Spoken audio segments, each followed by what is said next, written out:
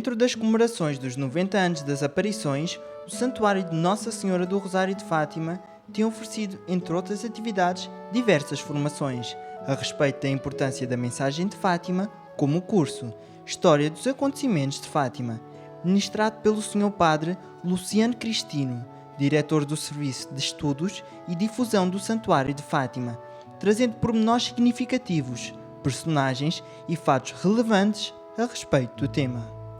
Muito se disse e escreveu ao longo destes 90 anos sobre as aparições de Nossa Senhora em Fátima, os videntes, o santuário, o culto de Nossa Senhora de Fátima no mundo, etc.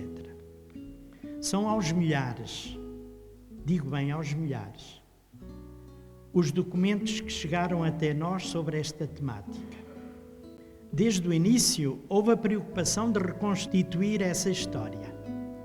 Por iniciativa particular ou por encargo oficial, foram muitas as pessoas que, ao longo destes 90 anos, se dedicaram a esse trabalho, recolhendo a documentação mais diversa, incluindo escritos, fotografias, relatos orais, registados em fitas magnéticas, em cassetes, em filmes, em videocassetes e agora nos meios, nos produtos, nas maneiras mais diversas de transcrever, de registar os acontecimentos.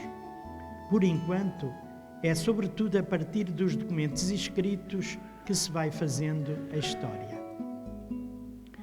Sendo inteiramente impossível analisar os milhares de documentos produzidos desde 1917, foi-me confiada a tarefa de fazer, nesta série de conferências, uma síntese dessa história a partir dos volumes da chamada Documentação Crítica de Fátima, publicados desde 1992 até este ano de 2007.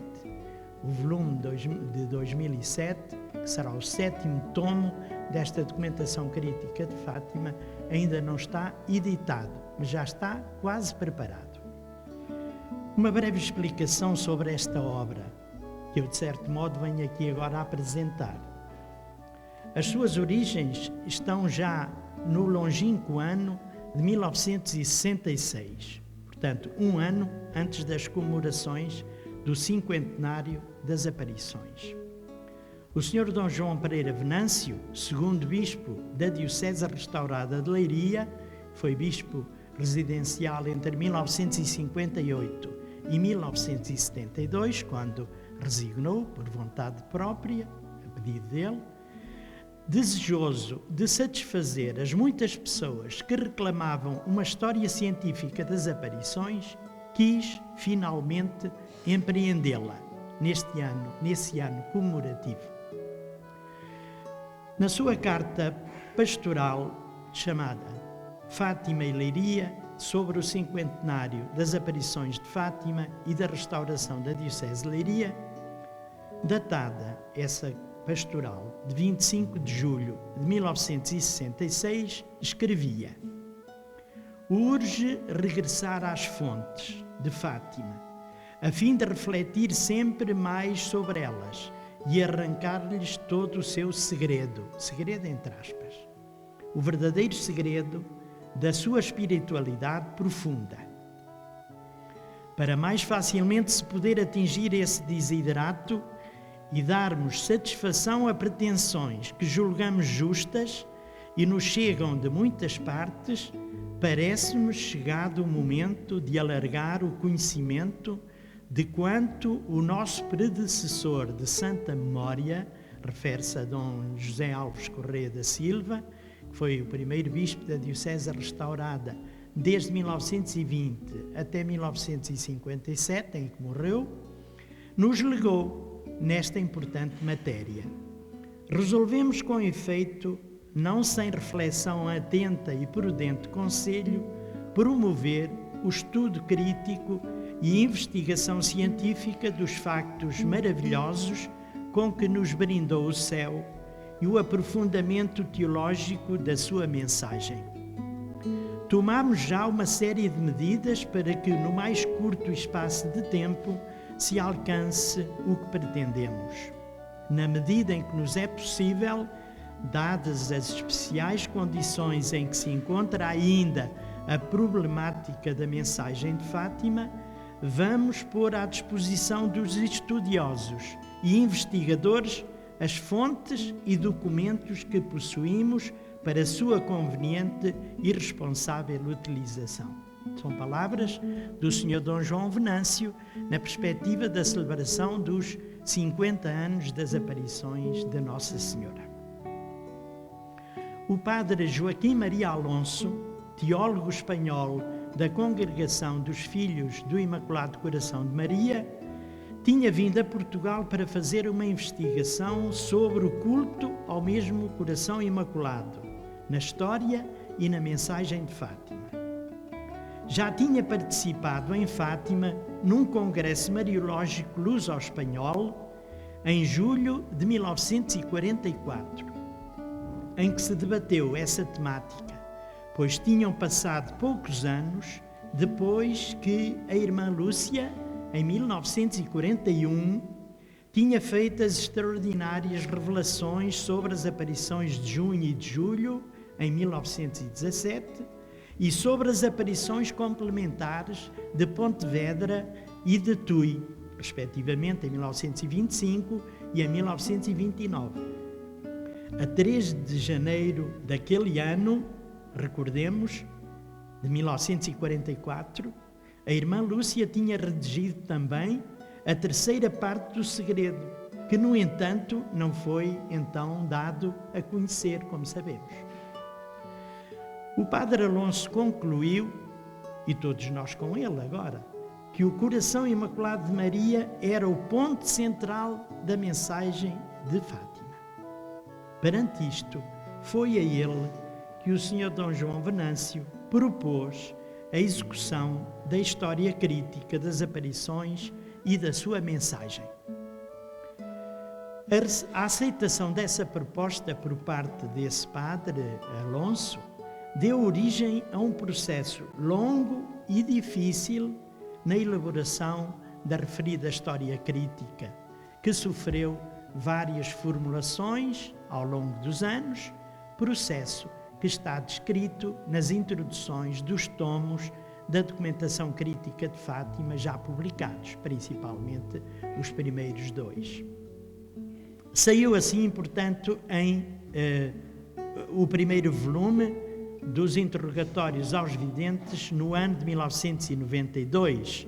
Eu vou dizer o conteúdo desse primeiro volume e, portanto, pode ser assim um pouquinho maçador este enunciado, mas já se vão dando conta daquilo que significam estes documentos. São 19 interrogatórios aos videntes, 6 do padre Manuel Marques Ferreira, pároco de Fátima, cerca de 27 de maio de 1917. Aliás, estes todos são do ano de 1917. Em 14 de junho, em 14 de julho, em 21 de agosto, em 15 de setembro e em 16 de outubro de 1917, sempre depois de cada aparição. 6 interrogatórios do padre Dr. Manuel Nunes Formigão Júnior, que veio aqui a Fátima a primeira vez em 13 de setembro de 1917. Descobrimos agora uma carta, o senhor Marques, o senhor Rafael Marques, descobriu uma carta em que ele escrevia à sua irmã Antónia, que vivia com ele em Santarém, mas nessa altura ele estava em Santarém e a irmã estava em Lisboa, ou vice-versa, agora não me recordo bem, em que ele dizia: vou a Fátima no dia 13 e vou falar com aquela menina, mas é uma coisa muito discreta, porque ele queria que as coisas fossem muito discretas nessa altura. Ele veio cá em 13 de setembro, mais tarde relatará essa primeira visita e depois encontrou-se com os pastorinhos no dia 27 de maio de 1917. Portanto, foi esse o seu primeiro interrogatório. Depois os outros foram em 11 de outubro, em 13 de outubro, em 19 de outubro e em 2 e 3 de novembro de 1917. 2 interrogatórios do padre António dos Santos Alves, pároco das Cortes. Porquê? Porque, entretanto, uma senhora da Reixida, a senhora Dona Maria do Carmo Menezes da Cruz Menezes, conheceu a história, soube da notícia. As Cortes não são muito longe de Fátima, toda a gente soube aqui nas redondezas, e como tinha um rapaz que trabalhava lá na Reixida, ao perto, que era seu conhecido, pediu-lhe para pedirem aos pais dos videntes se os podiam autorizar que eles fossem para a Reixida durante 8 dias. E assim foi. A Jacinta e a Lúcia foram, mas o Francisco não, ficou aqui em casa. Essa estadia das crianças na Reixida, freguesia das Cortes, foram interessantes porque o pároco aproveitou para fazer um interrogatório também e ouviu as crianças por 2 vezes, e esses depoimentos também estão publicados neste primeiro volume. O interrogatório do padre José Ferreira de Lacerda, que foi no dia 19 de outubro de 1917. É curioso, foi no mesmo dia em que o Dr. Formigão também fez um interrogatório. Quando ele chegou à casa dos pastorinhos, estava o padre Lacerda a interrogá-los. O Dr. Formigão estava a interrogá-los. Portanto, vemos aqui, muito interessante, este interrogatório, e teve um valor excepcional este relatório. Porquê? Este interrogatório? Porquê? Que o padre Lacerda, antes de regressar aos Milagres, de onde ele vinha, o padre Lacerda era capelão militar na França. Daqui a bocadinho já vou dar um pormenor muito curioso. E quis interessar-se também para publicar no Mensageiro. E, sobretudo, dizia ele, para levar aos militares que estavam na França o relato das aparições contado pelos próprios pastorinhos. Só que ele depois não regressou à França. Mas, no entanto, aquele interrogatório foi muito importante porque ele, inclusivamente, pediu ao pároco para transcrever os apontamentos, os primeiros interrogatórios que o pároco de Fátima tinha feito, o padre Manuel Marques Ferreira tinha feito. E é essa cópia dos primeiros interrogatórios do pároco que nós descobrimos. Por acaso fui eu até que encontrei esses interrogatórios numas cadernetas que estavam guardadas em casa do padre António Francisco Pereira, que foi colaborador do senhor padre Lacerda e que as tinha lá. Foi um complemento extraordinário dos apontamentos que nós já conhecíamos, em que vinham as perguntas feitas para serem respondidas em poucas linhas, em pouco espaço, mas depois ele fez este interrogatório muito interessante. Como a Jacinta tinha o costume de nos interrogatórios baixar a cabeça, pôr os olhos no chão e não dizer quase palavra, eu era chamada quase sempre para satisfazer a curiosidade dos peregrinos. Era por isso continuamente chamada à casa do senhor prior para ser interrogada por esta ou aquela pessoa, por este ou aquele sacerdote. O senhor prior fez-me também o seu último interrogatório. O tempo determinado para os fatos tinha acabado e Sua Reverência não sabia que dizer a tudo isto. Depois o processo paroquial, que foi feito pelo padre Manuel Marques Ferreira, o pároco de Fátima, uma nova redação dos depoimentos dos 3 pastorinhos, que tinham sido feitos em 1917, esses interrogatórios. Essa nova redação foi datada de 6 de agosto de 1918, 4 depoimentos das seguintes pessoas: Jacinto de Almeida Lopes, da Amoreira; Manuel Gonçalves Júnior, do Montelo, era filho daquele senhor que hospedou o senhor Dr. Formigão a partir do dia 11 de outubro de 1917 e ficou praticamente a casa dele. Ele por vezes ia também ficar à moita, a casa do senhor Alves, mas no Montelo é que ele passava, portanto, que era hospedado, e foi o Montelo, este lugar do Montelo, que deu lugar ao pseudónimo que ele escolheu, Visconde de Montelo. Havia muita gente que até julgava que o Visconde de Montelo era verdadeiramente um homem da nobreza, era um título da nobreza, e quando ele escreveu um livrinho intitulado Os Episódios Maravilhosos de Fátima, é o primeiro livrinho que ele escreveu, muito bom, muito importante, e que foram poucos exemplares, foram bastantes exemplares, mas desapareceram quase todos, esgotaram-se, mas foi quando ele enviou esse livrinho a algumas pessoas, a alguns seus amigos, algumas respostas das pessoas que o receberam diziam ao Sr. Dr. Formigão para fazer o favor de comunicar ao Sr. titular, ao Sr. Visconde, o seu agradecimento. Como veem, julgando que eram duas pessoas distintas, e afinal era um. O Dr. Formigão assinou-se por esse pseudónimo, mas tinha outros, Miracetti, Miosotis e outros pseudónimos. Mas este pseudónimo usou ele nos primeiros artigos e livros em que ele descreve, portanto, as aparições, os videntes, etc. Até às próprias Maravilhas de Fátima, que foram publicadas em 1928, se eu não me engano, ainda se assina por Visconde de Montelo.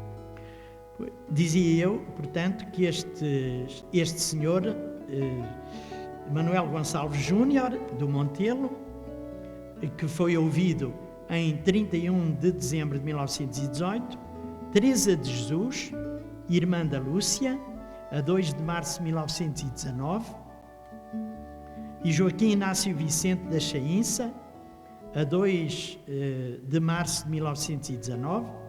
Este senhor, esta Teresa de Jesus, que era irmã da Lúcia, tinha 24 anos.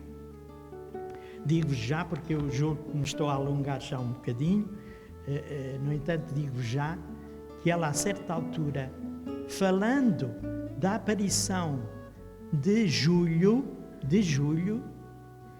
diz que a certa altura a irmã soltou um ai de angústia. Julho, como sabem, 13 de julho, foi a visão do inferno. Ora, a Teresa não sabia ainda o que é que tinha acontecido, mas de algum modo revela que houve ali qualquer coisa. A Lúcia empalideceu e disse um ai. A própria irmã Lúcia refere isso nas suas memórias. Pode ter sido esse ai que me ouviram. E ela, em 1924, em que ela diz isso, a Lúcia, já não se lembra quem é que teria dito isso. O que é certo é que passou este pormenor que é muito curioso. Há um outro pormenor também curioso, que é que os pastorinhos, nesse dia 13 de julho de 1917, foram fotografados por um fotógrafo da localidade de Pé de Cão, aqui de Torres Novas, foram fotografados junto da igreja paroquial.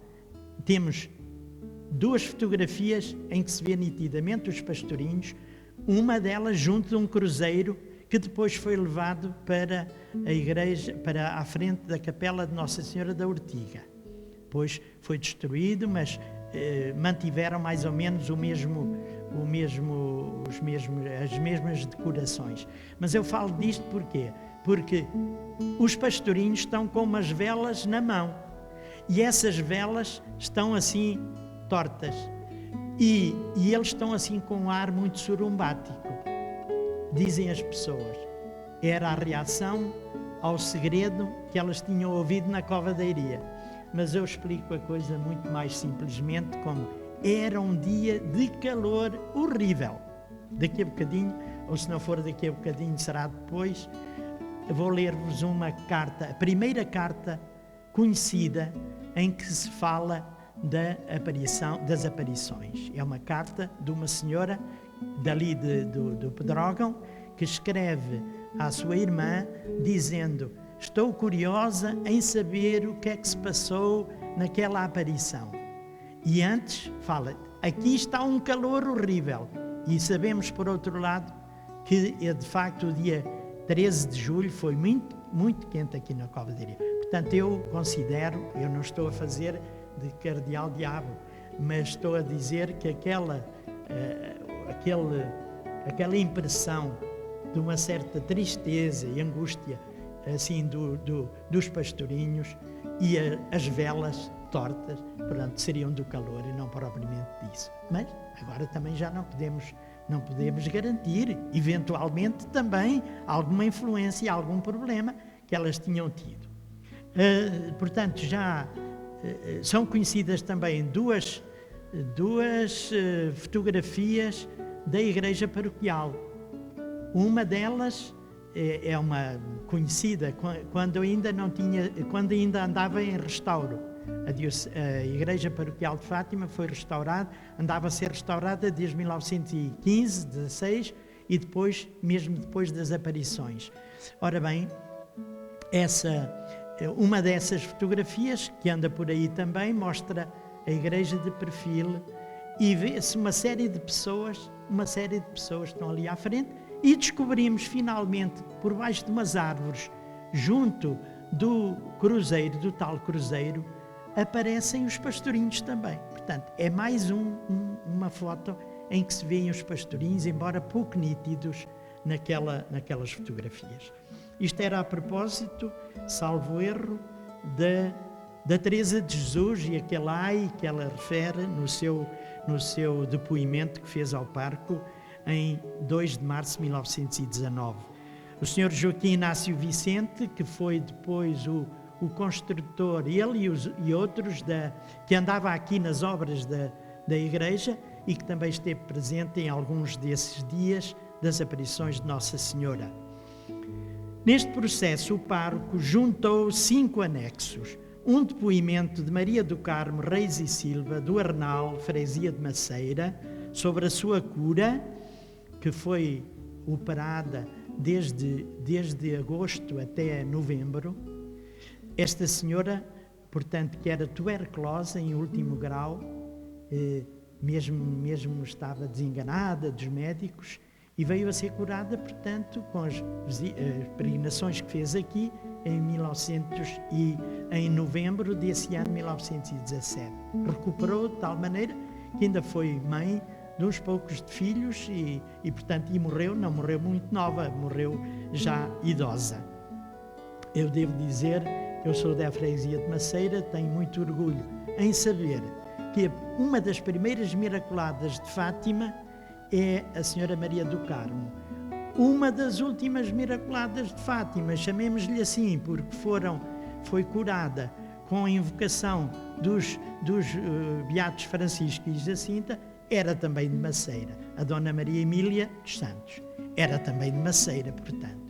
Aliás, eu conhecia quando era seminarista e a sua irmã, que também era Maria do Carmo, não ela, mas ela chamava-se Emília. Recordo-me bem que até nos faziam as sobrepelizes para nós seminaristas. Portanto, tenho, enfim, um certo orgulho, embora não tenha que ter orgulho, uma coisa que eu não fiz, mas de qualquer maneira tenho muito gosto em saber destas duas coincidências.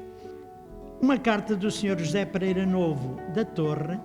Este senhor diz ao pároco, nessa carta, que pede ao Sr. Prior para fazer uma capela, porque as pessoas querem muito ver lá uma capela na Cova da Iria.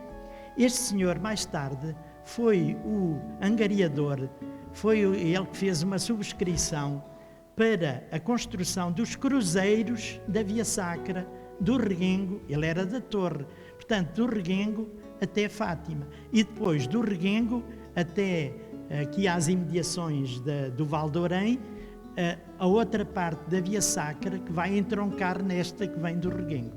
Portanto, esse senhor, José Pereira Novo, foi ele, de facto, o iniciador desta Via Sacra. Acrescenta o senhor prior de Fátima uma carta de autodefesa que ele enviou ao jornal A Ordem de Lisboa, a propósito, chama ele, do arrebatamento das crianças no dia 13 de agosto de 1917, datada de 15 de agosto desse ano. Outras cartas semelhantes escreveu ele ao Mensageiro, de Leiria, ao Oriense, de Vila Nova de Orém, era um jornal que se publicava em Orém. Portanto, estas 3 cartas foram enviadas. Uma para um jornal local, outra para um jornal que era, podemos dizer, quase diocesano, de Leiria, que era do distrito de Leiria. E um que era a Ordem, que era um jornal de Lisboa. Já se publicava um outro no Porto, mas este é de Lisboa. E agora já não existe, enquanto o do Porto ainda subsiste. Junta também um artigo de Maria José de Lemos Queiroz, do Correio da Beira, datado de 30 de outubro de 1917 e publicado em novembro de 1917 nesse jornal. E um opúsculo de uma senhora de Coimbra, chamada Maria Augusta Saraiva Vieira de Campos, intitulado A Minha Peregrinação a Fátima, no dia 13 de outubro de 1917, redigido esse opúsculo em 19 de outubro de 1917. Este primeiro volume, que eu acabo de descrever assim, embora com intervenções, tem ao todo 59 documentos em 443 páginas.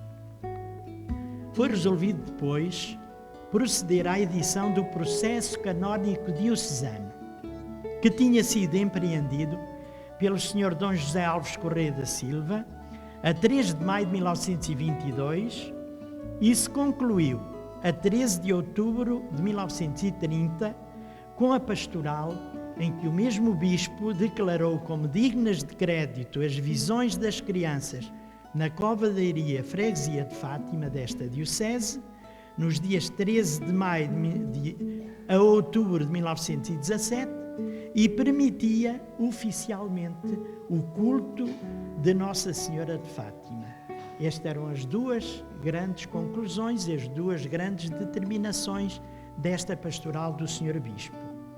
Esse volume, o segundo da documentação crítica de Fátima, saiu só em 1999. Chama-se o Processo Canónico Diocesano, 3 de maio de 1922 a 13 de outubro de 1930, que contém os seguintes documentos: 2 provisões episcopais, aquela em que ele nomeia a comissão e esta outra a que eu me referi agora, 2 ofícios, 7 interrogatórios oficiais aos pais dos pastorinhos Francisco e Jacinta, à senhora Maria Rosa, mãe da vidente Lúcia, já tinha morrido o pai, a Maria dos Santos, a senhora Maria Carreira, que será depois chamada Maria da Capelinha. É uma figura extraordinária, esta senhora, que fazia a recolha das ofertas, das esmolas, que cuidava da azinheirinha, do sítio da azinheira. Era uma azinheirinha pequenina, até lhe chamavam uma carrasqueira. Como sabem as pessoas daqui, que conhecem muito bem este género de planta, a azinheira, quando é pequena, chamam-lhe uma carrasqueira. Tinha cerca de 1 metro de altura, era muito pequenina, portanto não podemos ver Nossa Senhora lá assim empoleirada numa azinheira grande. Não, ficava ali mesmo juntinho dos pastorinhos.